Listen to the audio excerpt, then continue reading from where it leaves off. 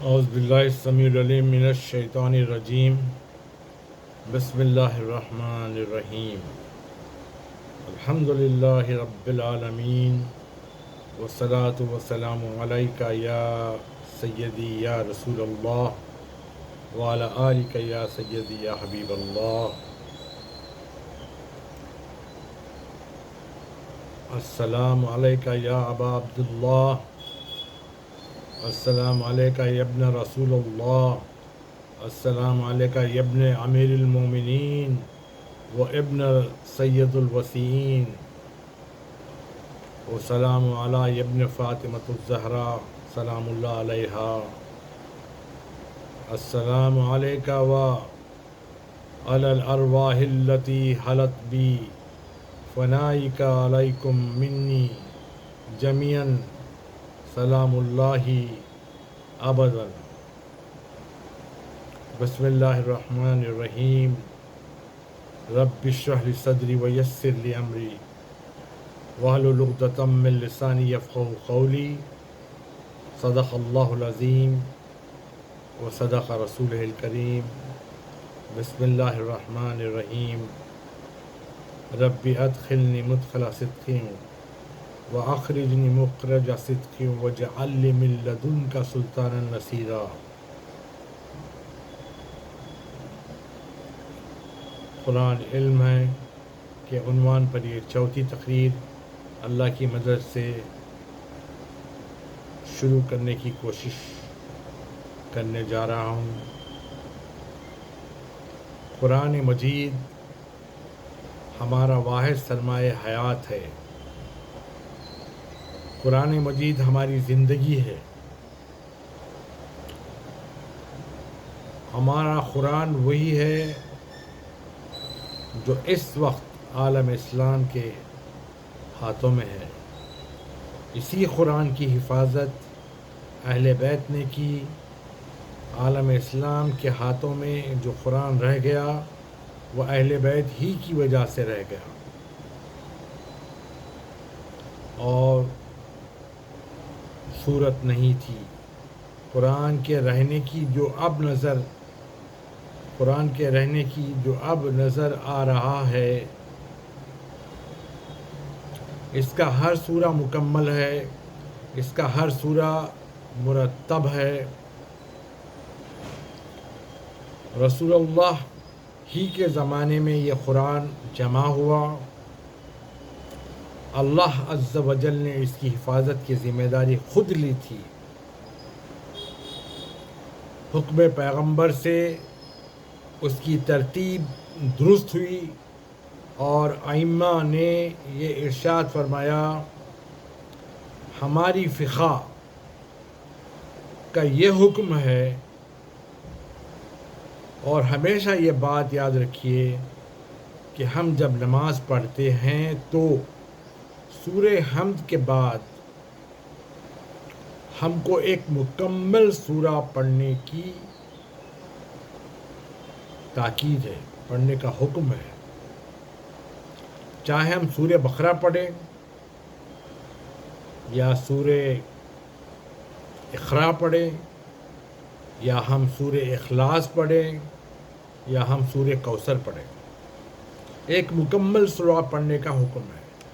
اگر کسی سورے میں کسی مقام پر ذرہ برابر بھی کمی یا بیشی ہوتی تو پورا سورہ پڑھنے کا حکم نہیں ملتا۔ ہر رکعت میں سورہ حمد کے بعد پورا سورہ پڑھنا چاہیے،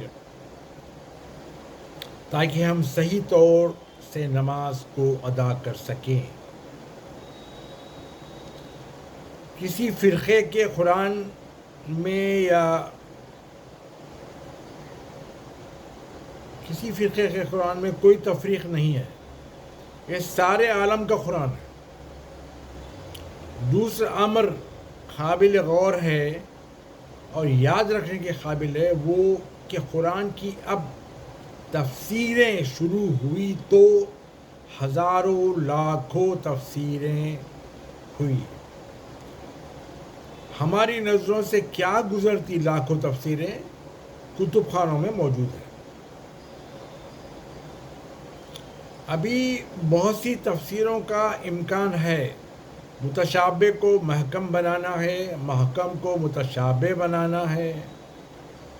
تو اس صورت میں تفسیریں ہو رہی ہیں، لیکن اب خصوصیت کے ساتھ عالم اسلام کا یہ عالم ہے، جتنی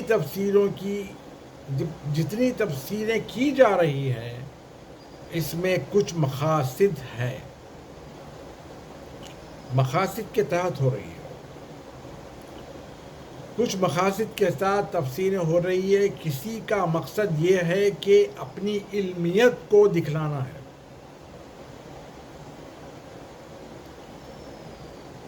کسی کا مقصد یہ ہے کہ اپنی کسی ممدوح کی پالیسی کو باقی رکھے اور قرآن کی تفسیر کرے. کسی کا مقصد یہ ہے کہ اپنے بزرگوں کے روابط جو قرآن کے ساتھ تھے اور جو سلوک تھا اس کو باقی رکھے اور قرآن کی تفسیر کرے. کسی کا مقصد یہ ہے کہ اقتدار پرستی کے ساتھ ساتھ قرآن کی تفسیر کرے کہ قرآن اس طرح سے اقتدار وقت کی حفاظت کرتا ہے. کسی کا مقصد یہ کہ فلسفے کے لیے قرآن کی تفسیر کی جائے تاکہ معلوم ہو کہ یہ حقائق ہے، یہ روابط ہے اور قرآن ان تمام فلسفیانہ مسائل کو پیش کرتا ہے. اس سلسلے میں ہندوستان، پاکستان اور دنیا کے کئی ممالک میں بہت سی تفسیریں ہو رہی ہیں. ان کے مقاصد وہ نہیں ہیں جو صحیح طور پہ ہونے چاہیے. تو قرآن کا مقصد ایک ہے، تفسیروں کے مقاصد الگ الگ ہیں. اب ایسی صورت میں قرآن کی تفسیر میں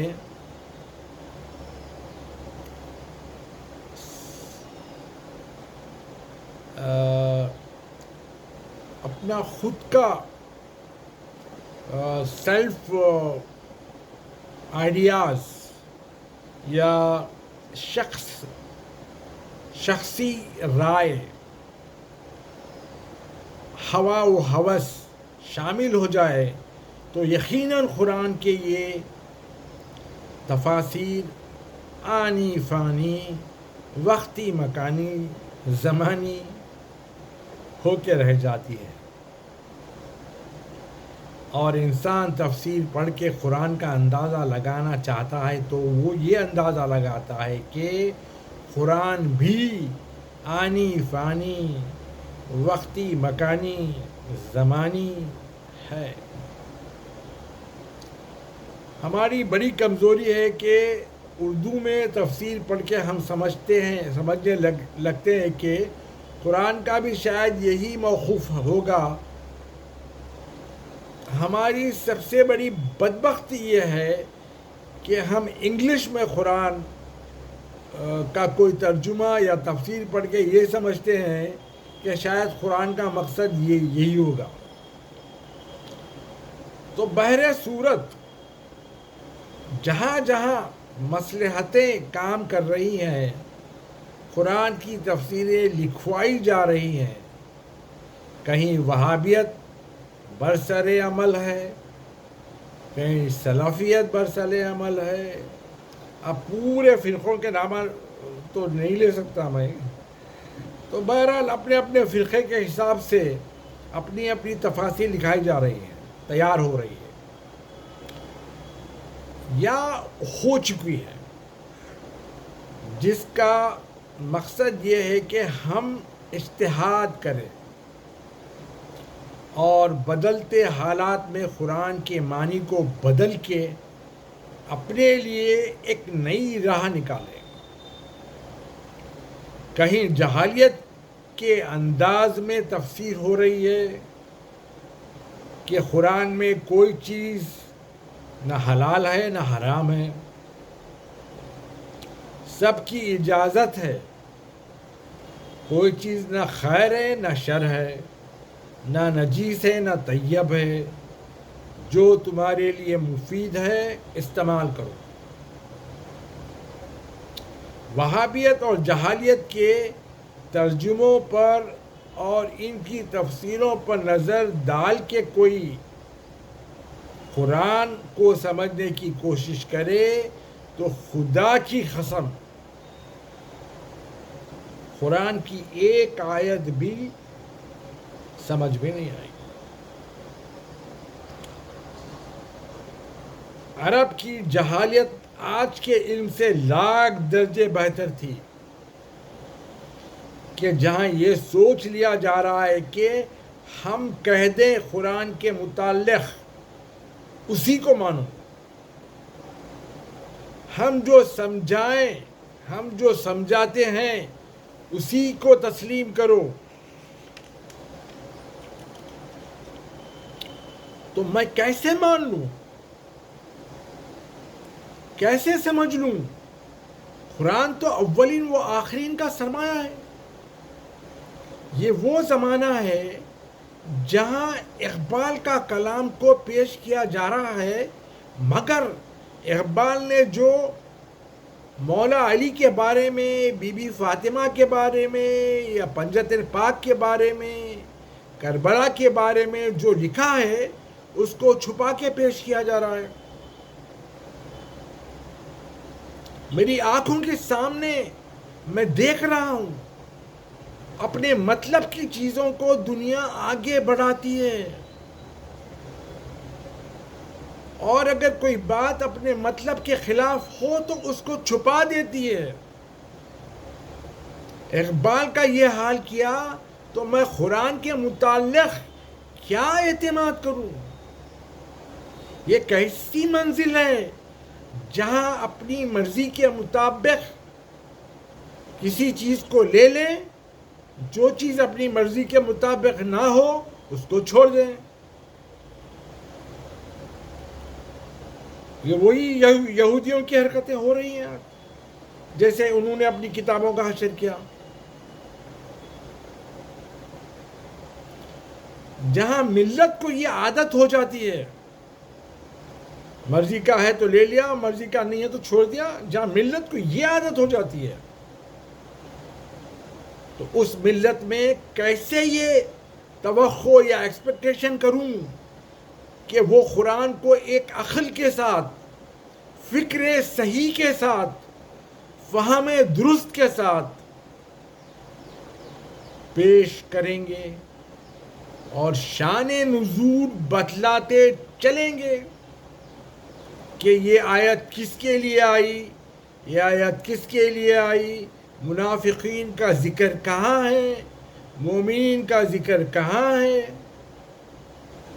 کفار کا ذکر کہاں ہے، بدر کی باتیں کہاں ہیں، خندق کی گفتگو کہاں ہے، خیبر کے متعلق کیا ارشاد ہے، احد کے متعلق کیا گفتگو ہے، ہجرت کا کیا حکم، ہجرت کا حکم کیسا ہے، یہ کیسے ایکسپیکٹ کروں؟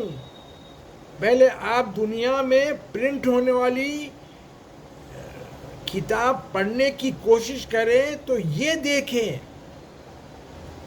دنیا میں پرنٹ ہونے والی قرآن پڑھنے کی کوشش کریں تو یہ دیکھیں ان کا بیک گراؤنڈ کیا ہے، پس منظر کیا ہے۔ اگر پس منظر یا بیک گراؤنڈ صحیح ہے، رسول اللہ کے بتائے ہوئے راستے پر ہے تو پڑھیے، ورنہ پڑھنے کی کیا ضرورت ہے؟ میں علم کو رد نہیں کر رہا ہوں، میں ایک راہ حق بتلا رہا ہوں۔ پہلے بیک گراؤنڈ دیکھو، کیا بیک گراؤنڈ ہے؟ یعنی اگر ناسبیت بیک گراؤنڈ ہے، اگر آل محمد کی دشمنی بیک گراؤنڈ ہے، اگر آل محمد کو اگنور کرنا بیک گراؤنڈ ہے، تو اس کتاب کو پڑھنے کی کیا ضرورت ہے؟ کون سا ہے علم ہے اس میں علم کون سا ہے جو باب مدینہ علم، جو دروازہ علم ہے، ان سے ہٹ کر لکھی جائے. تو اب آپ پوچھیں گے میرا اور میرے جیسے لوگوں کا بیک گراؤنڈ کیا ہے، تو سنیے. قرآن میرے لیے واحد سرمایہ حیات ہے، لیکن قرآن کو ہم پڑھنا چاہتے ہیں، سمجھنا چاہتے ہیں، سننا چاہتے ہیں، تفسیر کرنا چاہتے ہیں. مصلیت وقت کے ساتھ نہیں، اختتار وقت کی خوشامد کرتے ہوئے نہیں. ہم قرآن کو پڑھنا اور سمجھنا چاہتے ہیں. اس بیک گراؤنڈ سے اگر میں زندہ رہوں تو اس کی تفصیل آگے ہوگی، مگر یہ بیک گراؤنڈ مجھے سنانا اور محفوظ کروانا ضروری ہے. دنیا میں آئے پیغمبر کی فقط ایک فکر تھی،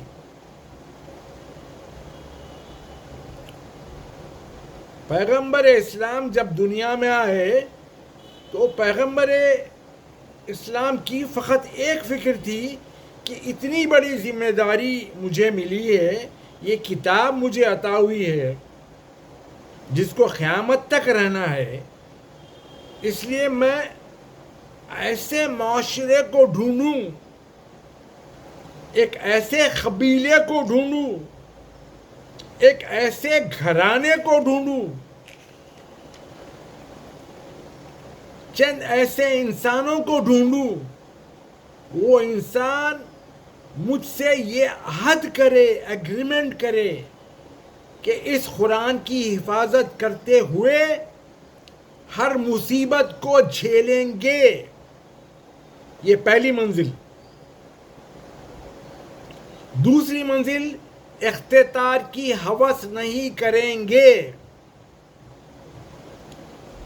تیسری منزل، یہ جو مقصد قرآن ہے، جو حقیقت قرآن ہے، اس کو واضح کرنے میں پیچھے نہیں ہٹیں گے. 3 منزلیں.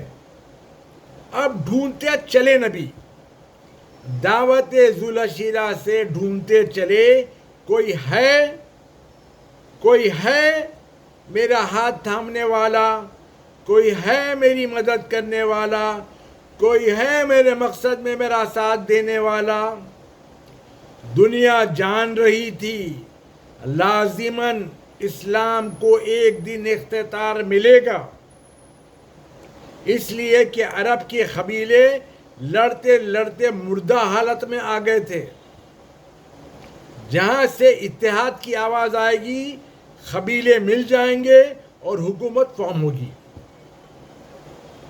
سب کی نگاہیں حکومت پر تھی اور نبی ان افراد کو دیکھ رہے تھے جو حکومت سے ہٹے.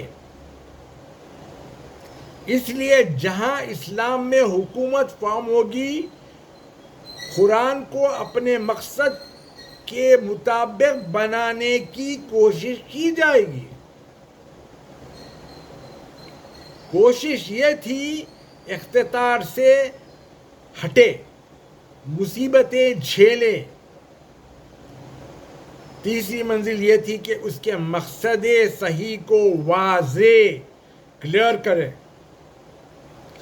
اب میرا یہ عقیدہ صحیح ہے کہ نہیں، یا میرے جیسوں کا یہ عقیدہ صحیح ہے کہ نہیں، اس کی تو وضاحت، صراحت، تفسیر اور اس کا یقین قرآن دلوائے گا. اور ایسی وضاحت نبی آخری وقت تک فکر مند رہے. قرآن نے وضاحت کی اور اس طرح سے وضاحت کی. سورہ آل عمران آیت نمبر 144 144 ارشاد ربانی ہوا، یہودیوں کے لیے نہیں، مجوسیوں کے لیے نہیں، نصرانیوں کے لیے نہیں، بسم اللہ الرحمن الرحیم وما محمد الا رسول قد خلت من قبلہ الرسول افإن مات او قتل انقلبتم علی اعقابکم ومن ينقلب على عقبیہ فلن يضر اللہ شیئا وسيجزي لہ الشاکرین۔ ترجمہ: محمد نہیں ہے مگر اللہ کا رسول،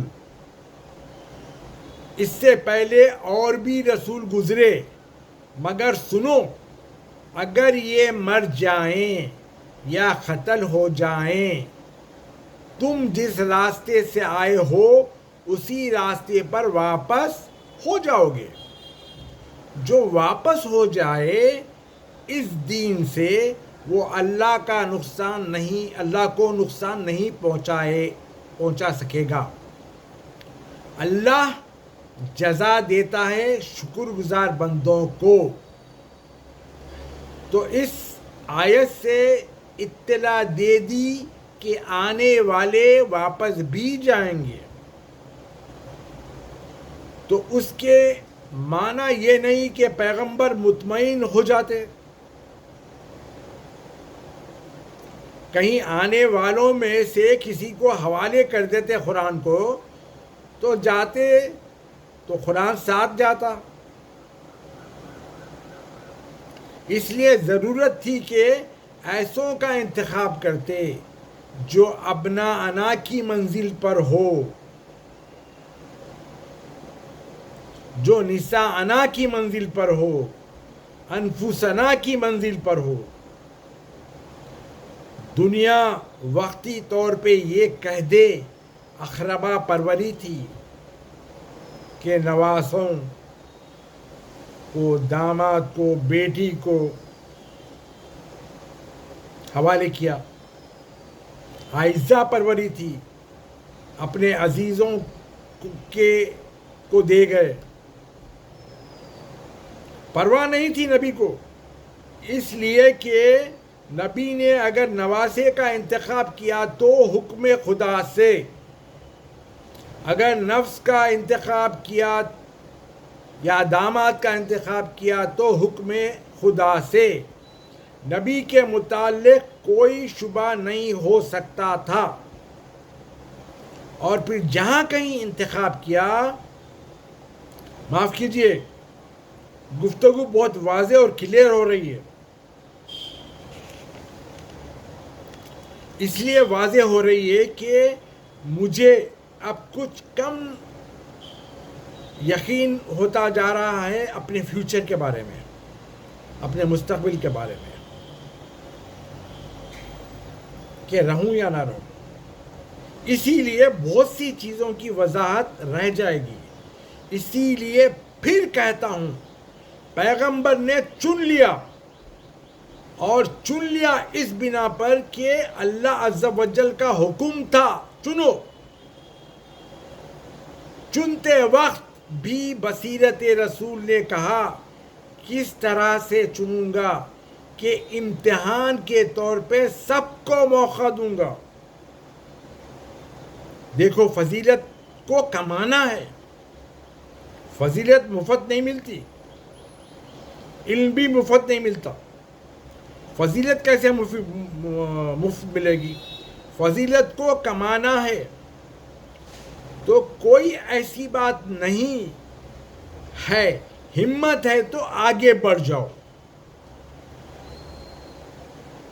تو خیبر میں کہا رسول اللہ نے، وہ خیبر ہے، حوصلے پیدا کرو، پھر نہ کہنا کہ چچا زاد بھائی اور داماد کی پرورش منظور تھی۔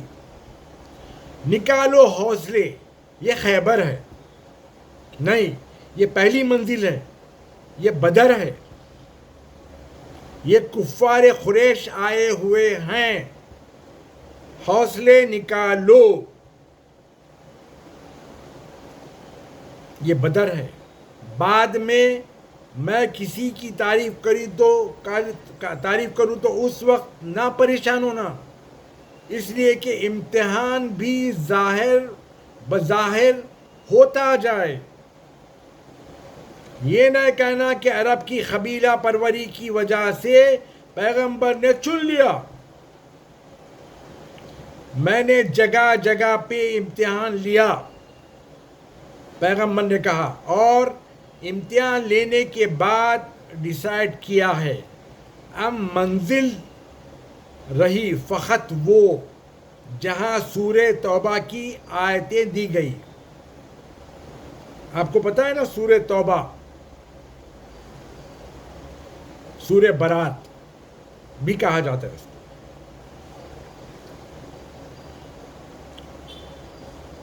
کہ سورہ توبہ جب نازل ہوئی تو مدینے سے ایک قافلہ، کافی بڑا قافلہ حج پہ گیا ہوا تھا۔ تو رسول اللہ جو حج پہ جس کو امیر بنا کے بھیجے تھے، ان کو وہ آیتیں دے دی تھی مکے میں پڑھنے کے لیے۔ تو وہ آیتیں کیا تھی؟ برات من اللہ و رسولہ، اللہ اس کے رسول کی طرف سے دوری کا اعلان ہے مشرکین سے۔ پہلے موقع دیا کہ جاؤ، لے جاؤ، مگر اس کے بعد یہ جان گئے تھے کہ مقصد قرآن ڈیٹوریٹ متزلزل ہو جائے گا، اس لیے کہ آیت میں مشرکین سے دوری کا حکم تھا۔ اگر آیتیں سناتے وقت پلٹ کے کوئی یہ بولے آیت سنانے والے کو کہ تو بھی تو ہمارے ساتھ اتنے سال بسر کرا، تو بھی تو مشرک تھا، تو کیا حشر ہوگا؟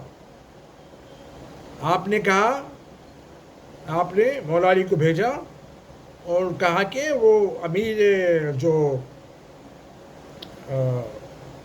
قافلہ حج ہے ان سے وہ آیاتیں واپس لے لو،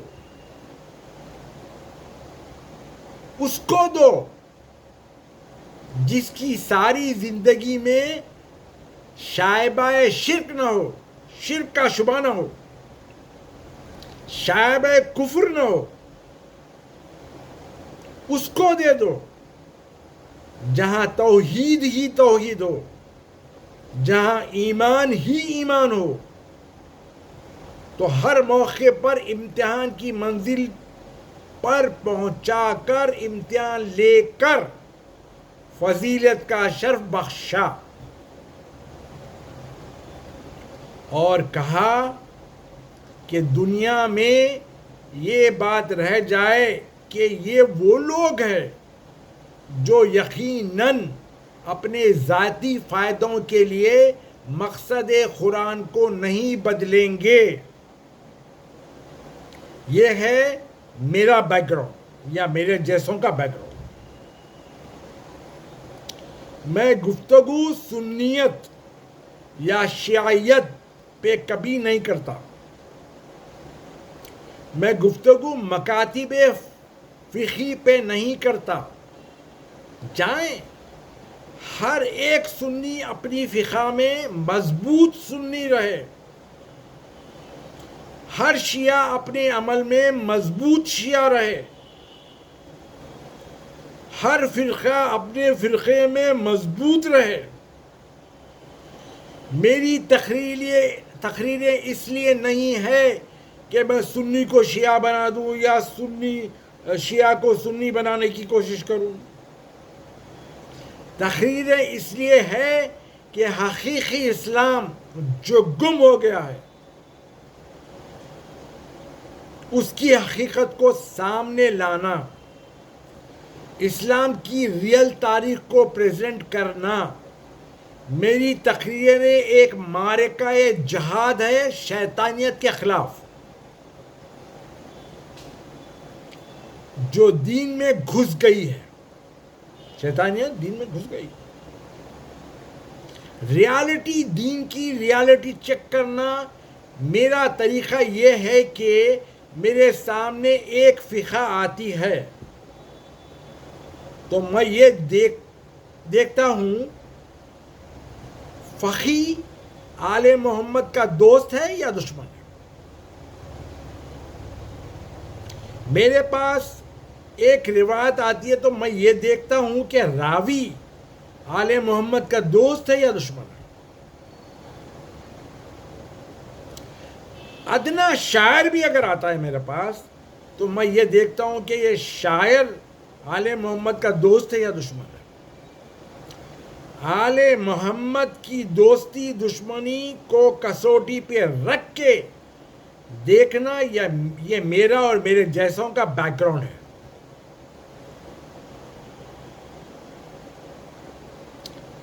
آسان زبان میں آل محمد کی دوستی دشمنی دیکھنے سے پتہ چلتا ہے ظالم کون ہے، مظلوم کون ہے.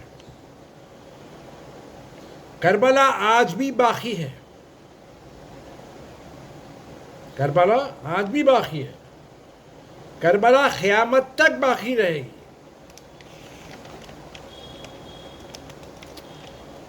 ظالم و مظلوم کا یہ سلسلہ فکر ذکر بھی باقی رہے گا.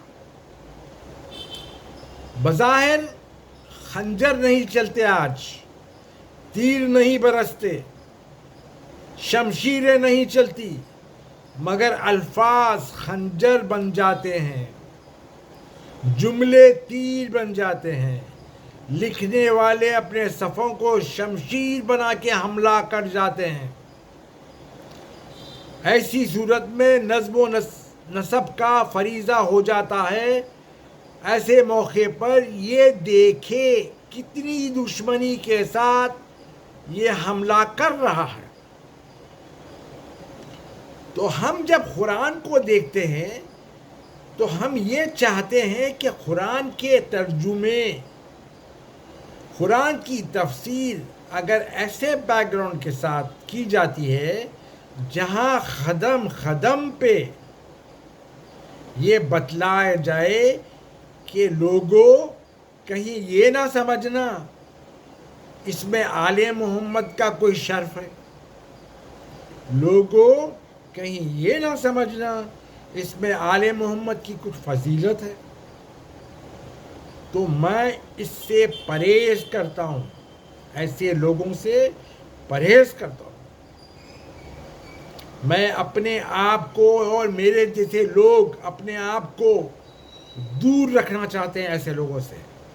آج میں یہ گفتگو اس لیے کر رہا ہوں کہ آپ لوگ جان لیں کہ ہماری تقریر، ہماری تحریر، ہماری زندگی،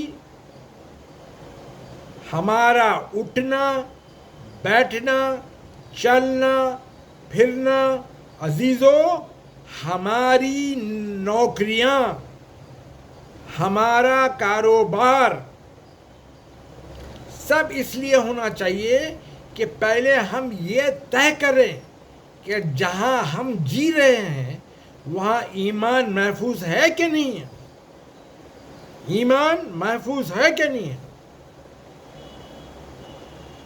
یہ طے کرنا ضروری ہے.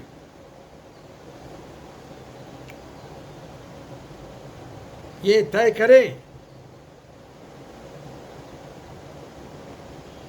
اگر ایمان تزلزل ہے، شیک ہونے والا ہے، شیک ہونے کی کگار پر آ جاتا ہے تو اس وقت بجز قربانی کے پھر کوئی اور صورت باقی نہیں رہتی. اس وقت نہ کسی کو گلہ کرنا چاہیے، نہ شکایت کرنا چاہیے. بہر صورت ہم مطمئن ہے کہ وہی ہوگا انشاءاللہ جو اسلام کے لیے بہتر ہوگا. حسین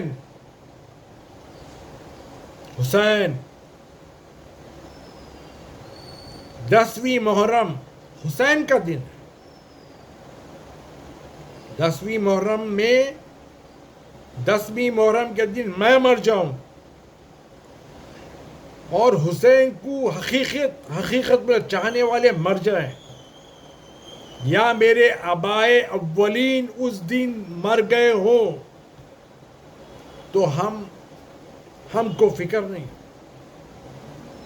10ویں محرم حسین کا دن ہے، محمد عربی کا دن ہے، فاطمہ زہرا کا دن ہے سلام اللہ علیہ، علی مرتضیٰ کا دن ہے علیہ السلام. 10ویں محرم ابھی تم کو نہیں معلوم بھائی، نہیں معلوم. زمانے کو ابھی تک 10ویں محرم نہیں معلوم.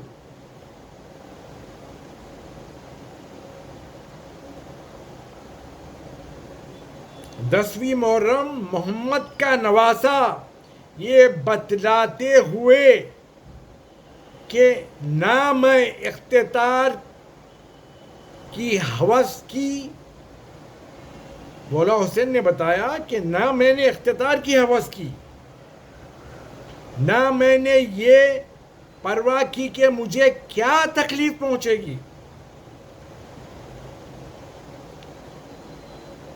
نہ میں نے یہ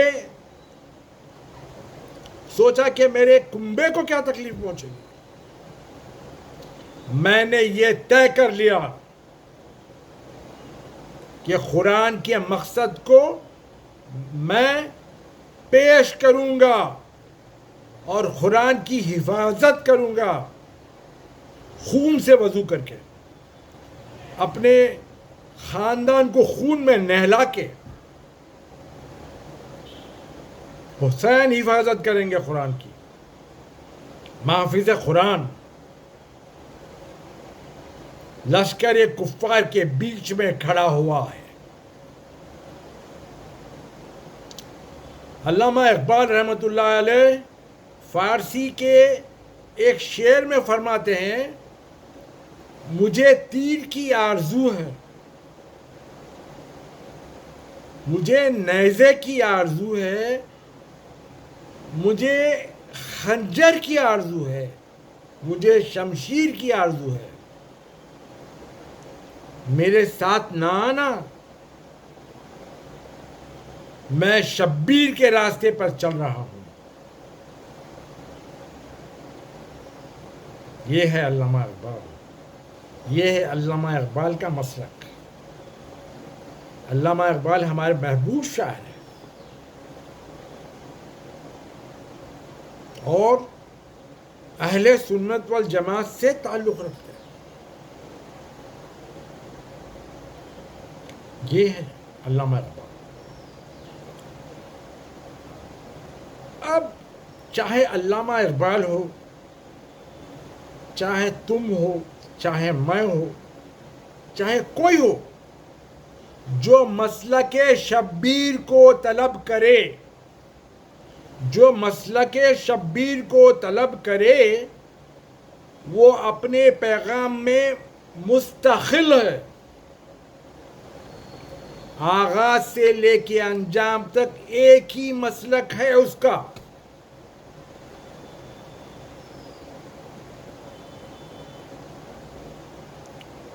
وما علینا الا البلاغ المبین.